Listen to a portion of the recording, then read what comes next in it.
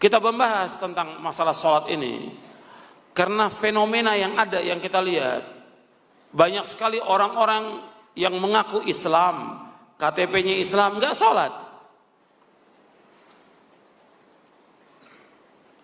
Dan ini banyak. Antum bisa saksikan sendiri di mana-mana.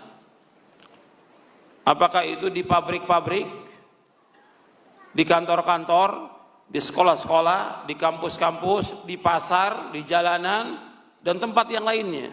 Banyak sekali orang yang nggak sholat. Dan sedikit sekali orang yang menegur. Udah jelas nggak sholat, mesti kan ditegur, diingatkan.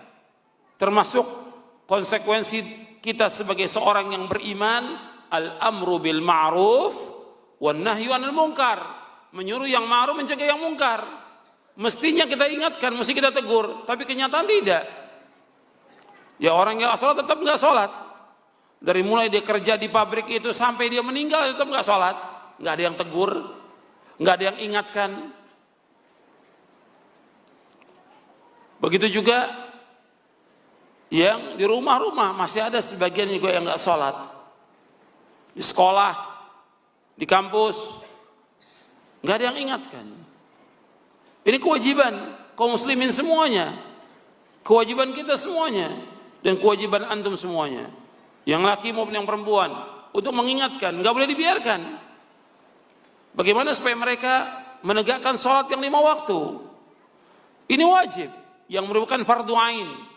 Bagi laki-laki nggak bisa ditinggalkan sampai dia mati. Kalau perempuan ada masa yang dia tidak sholat, ketika dia haid, ketika dia nifas, nggak sholat. Tapi untuk laki-laki wajib dia sholat. Hatta orang yang sedang sakit tetap wajib sholat. Yang perempuan juga demikian. Kalau dia tidak haid dan dia tidak nifas, dalam keadaan bagaimanapun juga dia wajib sholat. Nggak boleh tinggalkan. Hatta dia sakit, hatta dia safar, hatta dia naik kereta, naik bis, naik pesawat, wajib dia sholat. Dia sakitnya parah, nggak bisa berdiri, duduk, nggak bisa duduk, berbaring, nggak bisa juga berisyarat, tetap wajib sholat, nggak boleh tinggalkan. Ini ketentuan dari agama Islam, merupakan rukun Islam yang 5 setelah syahadat apa? Sholat. Setelah syahadat, ketika Nabi menyebutkan bahwa Islam dibangun dari 5 perkara, Nabi menyebutkan yang pertama syahadat wa la ilaha illallah. Yang kedua, iqamatus shalah, tuqimus shalah, wa tu'tiyaz zakah, wa tasum ramadan, wa tahujjal bait.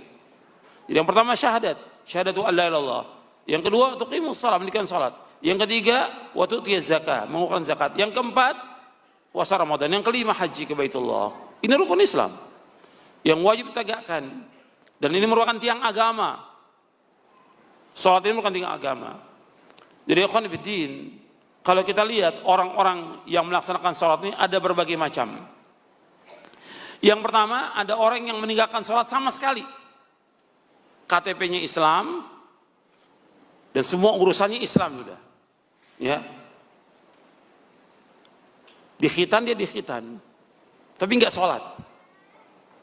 Nanti ketika mau nikah baru ya ngurusin lagi, ditanya KTP-nya Islam. Ketika meninggal juga ditanya lagi, ini mau dikuburkan di mana? Di pemakaman kaum muslimin. Padahal dia nggak pernah sholat. Sama sekali nggak sholat. Ada atau tidak yang seperti ini? Ada atau tidak? Ada. Ada, terjadi yang seperti ini. Ada yang meninggalkan sholat, yang 5 waktu dia tinggalkan. Semua ditinggalkan.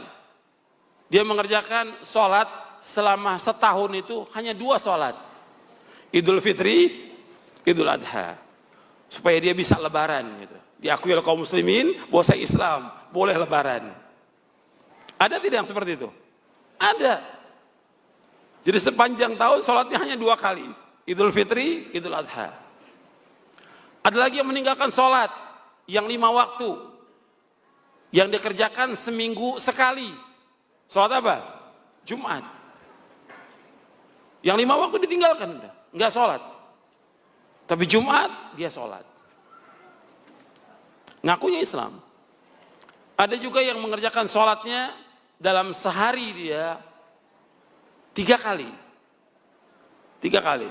Yang dikerjakan oleh dia yaitu sholatnya yang pertama asar, yang kedua maghrib, yang ketiga isya. Subuh dan zuhur hilang. Atau ada yang mengerjakan zuhur dikerjakan, maghrib dan isya dikerjakan. Yang hilang subuh sama asar. Karena asar sedang sibuk-sibuknya dia kerja mau persiapan pulang. Ada yang mengerjakan seperti itu. Ada juga yang dia mengerjakannya 4 kali dalam sehari. Zuhur, asar, maghrib, isya. Subuhnya nggak pernah. Ada nggak yang seperti ini? Banyak.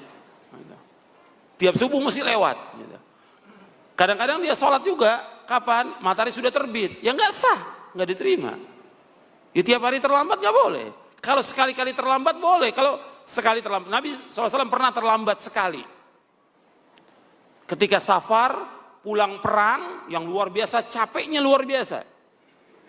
Nabi sudah menyuruh sahabat untuk jaga. Ternyata semuanya tertidur karena capek. Akhirnya bangun menjelang matahari mau terbit. Disuruh Bilal azan. Setelah azan, karena matahari mau terbit, tunggu sampai matahari agak tinggi. Setelah matahari agak tinggi, sudah baru sholat.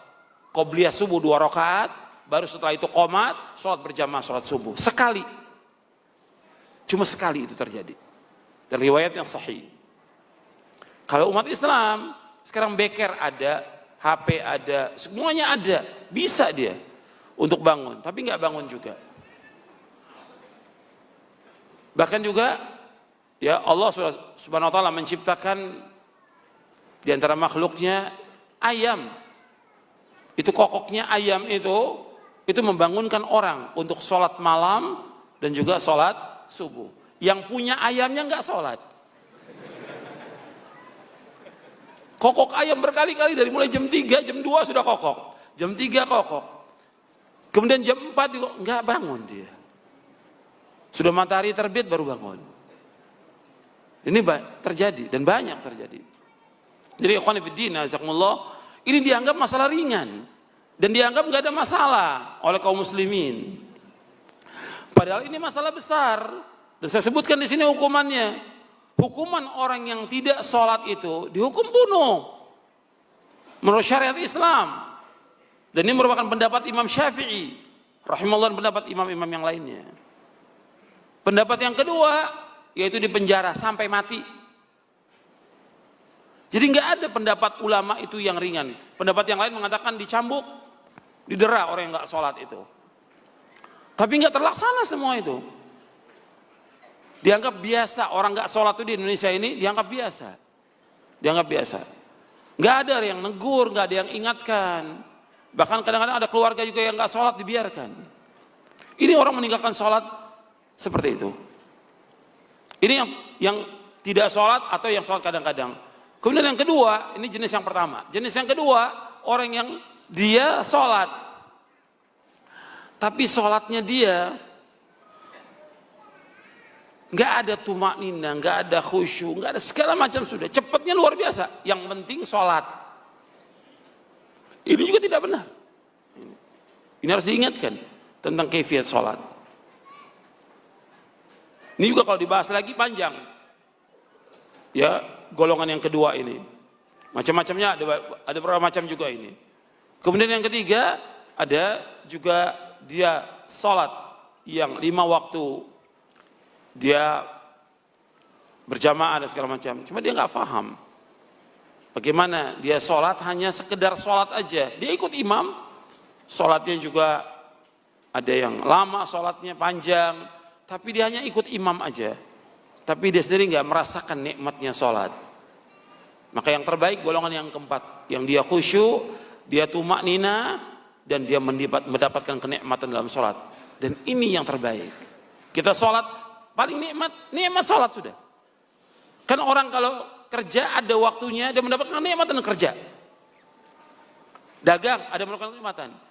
Nabi SAW justru mendapatkan kenikmatan bukan dunia, tapi mendapatkan kenikmatan ketika sholat. Kata Nabi SAW dalam hadis yang sahih, wa ju'ilat qurratu aini fis shalah. dan dijadikan ketenangan, ketentraman hatiku dalam sholat.